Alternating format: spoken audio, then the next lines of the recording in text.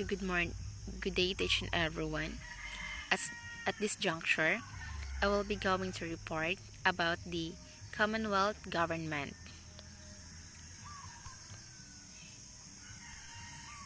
So the objectives are to be able to know the history of Commonwealth government of the Philippines and to be able to know the 3 presidents of the Commonwealth government in the Philippines before. The Commonwealth of the Philippines administered the Philippines from 1935 until 1946, aside from a period of exile in 1942 to 1945 when Japan occupied the country. It replaced the insular government, a U.S. territorial government, and was established by the Tidings-McDuffie Act. The Commonwealth was designed as a transitional administration and it prepared the country for independence. During its more than a decade of existence, the Commonwealth had a strong executive and a Supreme Court. Its legislature, dominated by the Nationalista Party, was at first unicameral, but later bicameral. In 1937, the government selected Tagalog, the language of Manila and its surrounding provinces, as the basis of the national language, although it would be many years before its usage became general. Women's suffrage was adopted and the economy recovered to its pre-depression level before the Japanese occupation in 1942. The Commonwealth government went into the exile from 1942 to 1945 when the Philippines was under Japanese occupation. In 1946, the Commonwealth ended and the Philippines became an independent republic as provided for an Article 18 of the 1935 Constitution.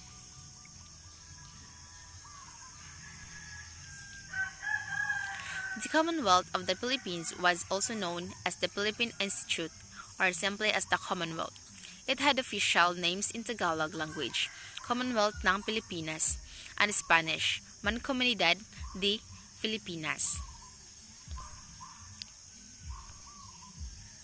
The history of the Commonwealth of the Philippines in 1898 and 1946. The pre-1935 U.S. Territorial Administration insular government was headed by a governor-general who was appointed by the President of the United States. In December 1932, the U.S. Congress passed the Host Cutting Act with the premise of granting Filipinos independence. Provisions of the bill included reserving several military and naval bases for the United States, as well as imposing tariffs and quotas on Philippine exports. When it reached him for possible signature, President Herbert Hoover vetoed the Host Cutting Act, but the American Congress overrode Hoover's objections. The bill, however, was opposed by the Philippine Senate. This led to the creation and passing of a new bill known as Tidings-McDuffie Act, or Philippine Independence Act, which allowed the establishment of the Commonwealth of the Philippines with a 10-year period of peaceful transition to full independence, the date of which was to be on the 4th July following the 10th anniversary of the establishment of the Commonwealth of the Philippines. A constitutional convention was convened in Manila on July 30, 1934. On February 8, 1935, the 1935 Constitution of the Republic of the Philippines was approved by the convention by a vote of 177 to 1. The Constitution was approved by President Franklin D. Roosevelt on March 23, 1935 and ratified by popular vote on May 14, 1935. On September 1935, presidential elections were held. Candidates included former President Emilio Aguinaldo, the Iglesia Filipina Independiente leader Gregorio Aglipay, and others. Manuel L. Quezon and Sergio Osmena of the Nationalista Party were proclaimed the winners, winning the seats of president and vice president, respectively. The Commonwealth government was inaugurated in the morning of November 15, 1935, and ceremonies held on the steps of the Legislative Building in Manila. The event was attended by a crowd of around 300,000 people. The pre-war. The new government embarked on ambitious nation-building policies in preparation for economic and political independence. This included national defense, such as the National Defense Act of 1935, which organized a conscription for service in the country. Greater control over the economy, the perfection of democratic institutions, reforms in education, improvement of transport, the promotion of local capital, industrializations, and the colonization of Mindanao. However, uncertainties, especially in the diplomatic and military situation in Southeast Asia, and the level of U.S. commitment to the future Republic of the Philippines, and in the economy due to the Great Depression, proved to be major problems. The situation was further complicated by the presence of agrarian unrest and of power struggles between Osmena and Quezon, especially after Quezon was permitted to be re-elected after one 6-year term.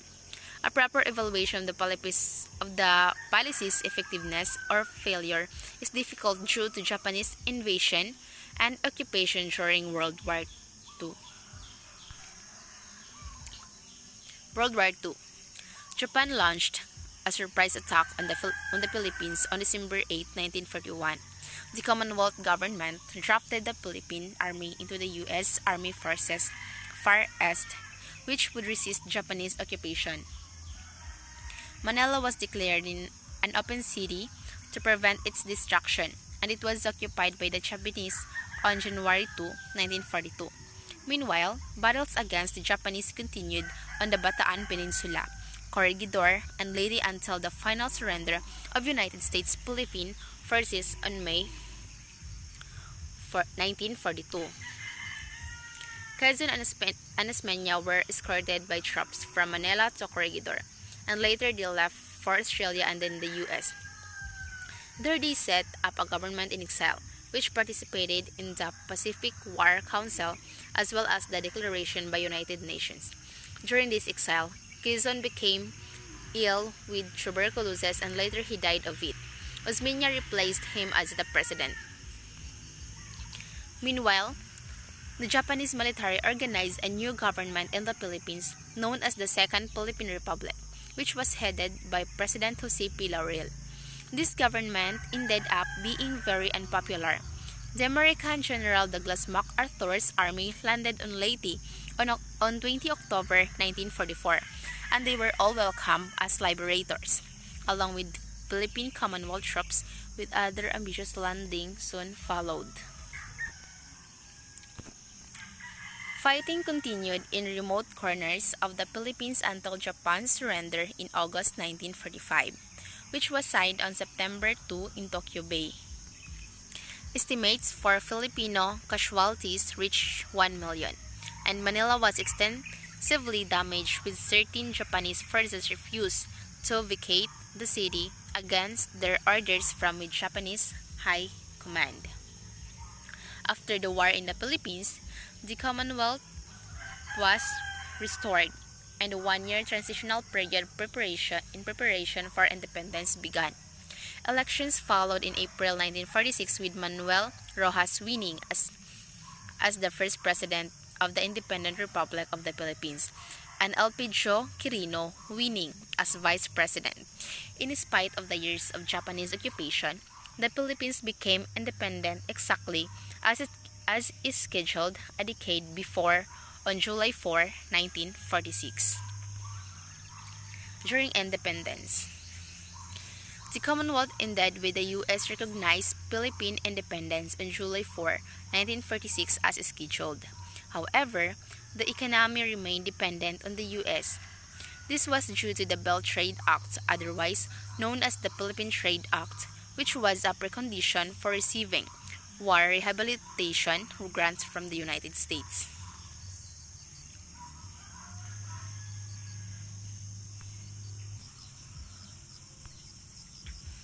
Policies: uprisings and agrarian reform.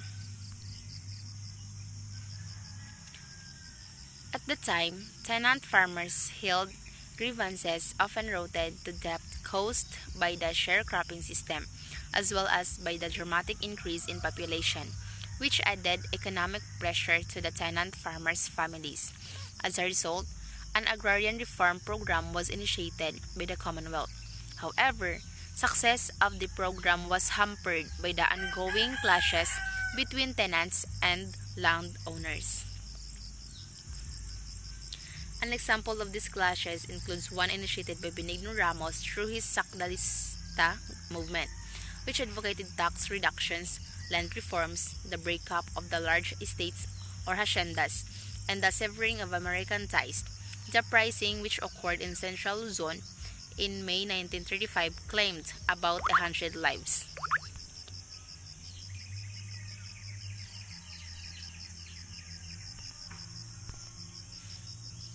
National language.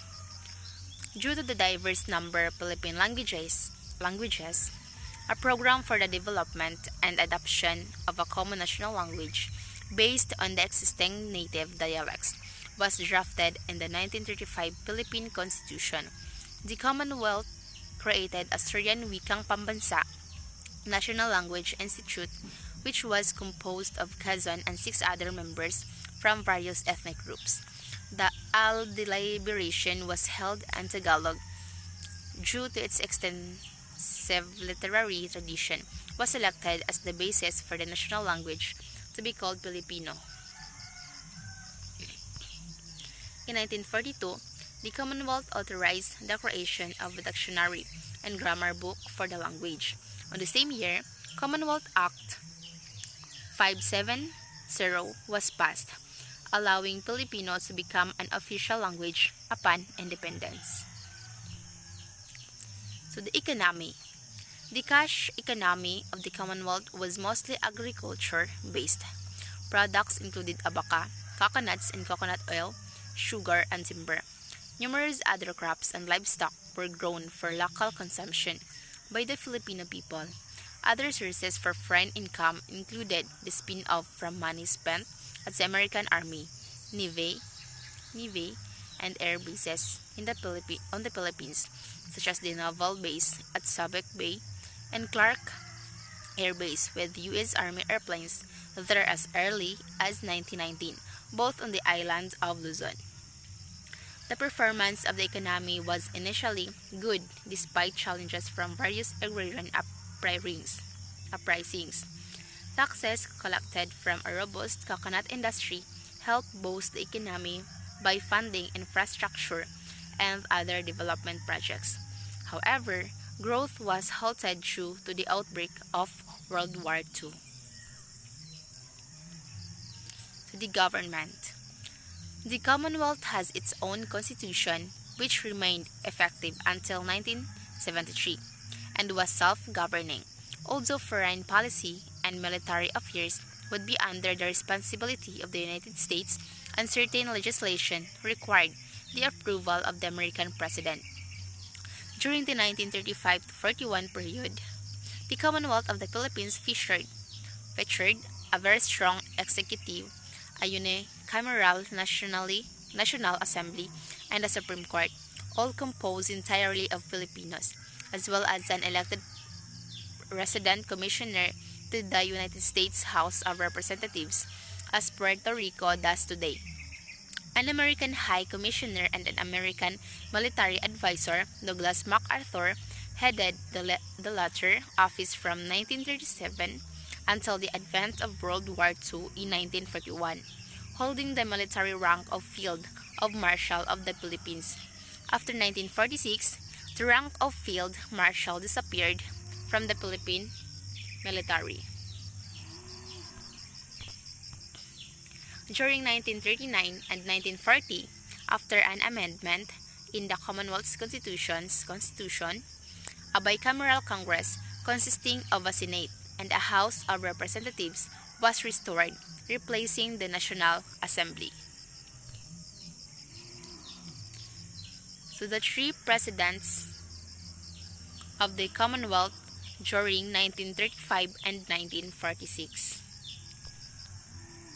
Manuel L. Quezon in 1935 to 44. In 1935, Quezon won the Philippines' first national presidential election under the banner of the Nacionalista Party.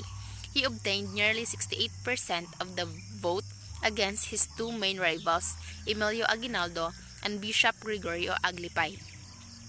Quezon was inaugurated on November 1935. He is recognized as the second president of the Philippines. When Manuel L. Quezon was inaugurated president of the Philippines in 1935, he became the first Filipino to head a government of the Philippines since Emilio Aguinaldo and the Malolos Republic in 1898. However, in January 2008, Congressman Rodolfo Valencia of Oriental Mindoro filed a seeking instead to declare General Miguel Malvar as the second Philippine president, having directly succeeded Aguinaldo in 1901. Quezon had originally been barred by the Philippine Constitution from seeking re-election. However, in 1940, constitutional amendments were ratified allowing him to seek re-election for a fresh term ending in 1943. In the 1941 presidential elections, Quezon was re-elected over former Senator Juan Sumolong with nearly 82% of the vote. In a notable humanitarian act, Quezon, in cooperation with U.S. High Commissioner Paul V. McNutt, facilitated the entry into the Philippines of Jewish refugees fleeing fascist regimes in Europe. Quezon was also instrumental in promoting a project to resettle refugees in Mindanao. Quezon suffered from tuberculosis and spent his last years in Cure Cottage in Saranac Lake, and where he died in August 1, 1944. In a notable humanitarian at Quezon, in cooperation with U.S. High Commissioner Paul V. McNutt, facilitated the entry into the Philippines of Jewish refugees fleeing fascist regimes in Europe. Quezon was also instrumental in promoting a project to resettle the refugees in Mindanao. His body was later carried by the U.S. Princeton and re-entered in Manila at the Manila North Cemetery before being moved to Quezon City within the monument at the Quezon Memorial Circle. Next is Osmena Administration in 1944 to 1946. Osmena became president of the Commonwealth on Quezon's death in 1944. He returned to the Philippines the same year with General Douglas MacArthur and the Liberation Forces. After the war, Osmena restored the Commonwealth government and the various executive departments. He continued the fight for the Philippine independence. For the presidential election of 1946, Osmena refused to campaign, saying that the Filipino people knew of his record of 40 years of honest and faithful service. Nevertheless, he was defeated by Manuel Rojas, who won 54% of the vote and became the first president of the Independent Republic of the Philippines. And the last president in the Commonwealth government before is Rojas Administration on May 28, 1946 to July 4, 1946. Rojas served as the President of the Commonwealth of the Philippines in a brief period, from his subsequent election on May 28, 1946 to July 4, 1946, the scheduled date of the proclamation of Philippine independence. Rojas prepared the groundwork for the advent of a free and independent Philippines, assisted by the Congress reorganized May 25, 1946, with Senator Jose Avellino as the Senate President and Congressman Eugenio Perez as the House of Representatives Speaker. On June 3, 1946, Rojas appeared for the first time before the joint session of the Congress to deliver his first State of the Nation address. Among other things, he told the members of the Congress the grave problems and difficulties the Philippines are set to face and reports of his special trip to the U.S. approval for independence. On June 21, he reappeared into another joint session of the Congress and urged the acceptance of two important laws passed by the U.S. Congress on April 30, 1946 to the Philippine lands. They are the Philippine Rehabilitation Act and the Philippine Trade Act. Both recommendations were accepted by the Congress. And that would be all. Thank you.